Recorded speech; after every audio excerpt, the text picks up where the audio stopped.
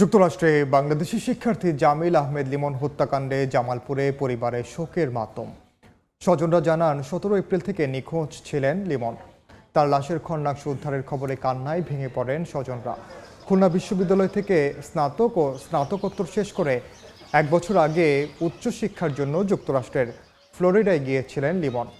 তার হত্যাকাণ্ডে জড়িতদের বিচার দাবি করেন নিহতের স্বজনরা। পাশাপাশি দ্রুত লাশ দেশে ফিরিয়ে আনতে সরকারের হস্তক্ষেপ কামনা করেন তারা।